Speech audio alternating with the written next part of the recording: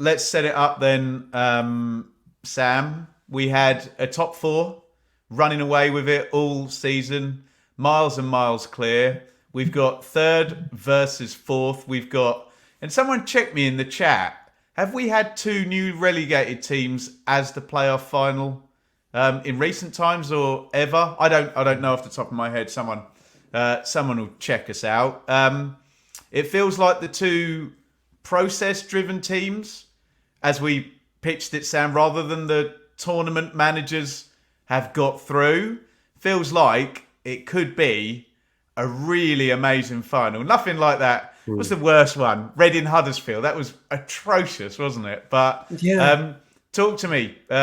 Leeds Southampton. Are you going to be there, Sam? I've got myself a ticket now. Yeah, I'm going to be there. Yeah, going to be there. So, yeah, can't wait. I was there last year for obviously Luton Coventry. I think this is only my second experience of Championship playoff final day. So, yeah, I just can't envisage it being anything but a bit of a shootout. I mean, play this back to me next week. We had a 3-1, didn't we, at St Mary's, which I was there for. Leeds were blown away on that day, and actually refreshed my memory on their starting 11 for that game. And it was Cooper, Strauch, Shackleton, Byram was the back four. So I think my biggest takeaway from that game, other than Southampton's improvement, which was the start of their run, if memory serves, was just how little attacking impetus you got from Leeds' fullbacks and how all over they place they were as centre half. So that has changed enormously since then. And we come into this game with, as I touched on earlier, a reinvigorated Leeds front line, a system probably that has got them real success this season, against Russell Martin, who you never know what's up his sleeve. I've watched them play with a false nine this season to good effect. I've seen Adam Armstrong play brilliantly off the right-hand side. And now, potentially, they have the ability to bring Che Adams back into this lineup as well. So I think it presents loads of options, probably more options for Russell Martin and Southampton. And I think for all the wonderful firepower, electricity, tricks and skills that the Leeds front kind of quartet can conjure, Southampton have probably got more in their armoury from a tactical standpoint and are probably more flexible. So I think that sets it up brilliantly. I don't really know what Russell Martin will do. He's obviously gone with a back five a couple of times in the last few games, back three. And there was that versatility in the setup the other day. And if it is Ryan Fraser on that left-hand side, does Willie Gnonto end up playing right back for the majority of the game?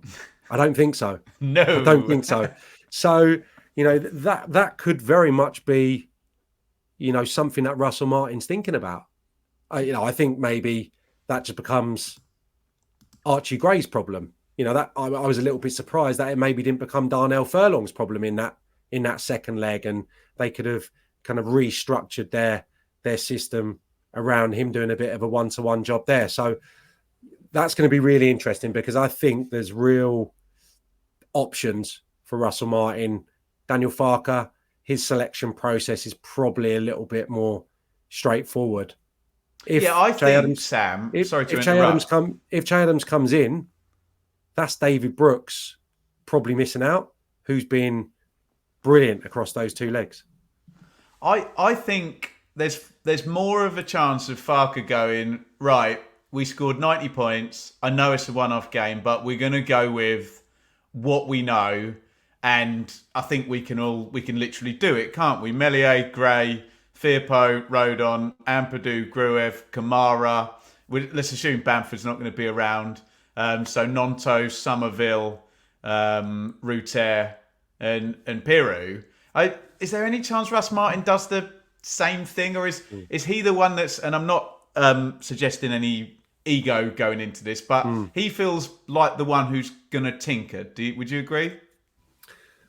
If I was to be put on the spot right now, I'd probably say same team, and maybe with Adams if he's fit as an impact, but absolutely, I wouldn't be surprised if I got there and Che Adams is starting. I think if he's fit, he starts, Sam, don't you? Yeah, yeah, yeah. But again, that probably means taking David Brooks out, unless you're going to, and then you play Adam Armstrong on the right hand side, and you play Che Adams down the middle. I'm with you because in that first 45 minutes, I'm thinking neither of these teams have really got a centre forward.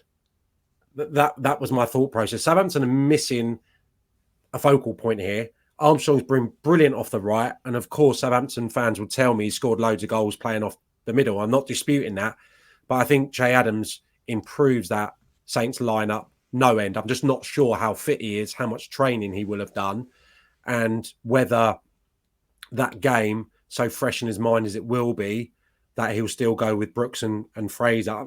You could play Brooks on the left-hand side, and then you could play Manning, I suppose, at left back, or leave Stevens at left back. So he's got options. I'd probably want to see that. I'd probably want to see Brooks, Armstrong, and Adams from the off, but I'm not sure. Do you not think he goes with experience and it will be Brooks on the bench and Fraser in for Wembley? Yeah, I'd be interested to know if Brooks, Adams, and Armstrong have started many games, if at all. Someone will tell us in the chat if they haven't or have. So yeah, I'll have a look at it because it doesn't give you. Yeah, it gives you loads of ability, loads of creativity, goal threat, but does it give you what Ryan Fraser does in that position? Absolutely not. He's not going to get back as defensively diligently, and you may need it. The other side of it is, Leeds is wide players are ridiculously direct and sharp on the day, so you probably do need a little bit of cover. When I'm thinking about it, if I were to ask you who the key players are for both sides, I'm thinking it's Somerville for Leeds, but it's probably Downs for Southampton, which suggests a Leeds win comes from, like you say, exploiting the space and the quick round the corners and the 1-2s on the, not on the wings, but narrow on the sides. And Southampton feels like, can they build a head of steam through central midfield, through Downs and Small? I don't think there's a chance Stuart Armstrong's back. I don't know about that. But it feels like that's the way the two teams win. And Sam, if you agree with that, if we go into extra time, it's a scoring draw. This is not a 0-0, is it? No. I mean, I'd love to see a 2-2. That's where I'm going to go with it. Wow. Okay. I think it could be extra time. Replay this to me again next week when it's 0-0. Sam, they're tight playoff finals. They are tight. I know the glorious days of the wild 90s, but they've been tight for a long time. The odd goal. It's in hope more than anything. Just for the spectacle of the afternoon for me and you more than anything. You wouldn't be surprised if it's 0-0 and incredibly cagey. On your point there, Downs, absolutely. You've got the kind of Ruter conundrum. Do we see a holding midfield player get around him, be the one to stop him, or do we see Wembley is Ruter's scene though, Sam, isn't it? Yeah. He feels like the type of player who could be man of the match at Wembley, doesn't he? Or do we see Southampton with one of those centre halves, especially if Stevens is in the side? They maybe have the luxury of one of them stepping out and really engaging him in that kind of pocket. And I think Jack Stevens' involvement, beautiful footballer on the ball, but when the ball turns over, they have that kind of security now of Stevens being there as well. So it's a little bit like some of the Premier League sides have done. They kind of go into that 3 and that kind of staves away the threat of counters. So Stevens, Downs, maybe a combination of the two, but Ruter as well as Somerville was the one that Southampton are going to have to keep an eye on. Wow. And was that a prediction? Was that a full-time prediction then, a Desmond from you, Sam? I'll go 1-1 full-time, 2-2 end of extra time. How's that?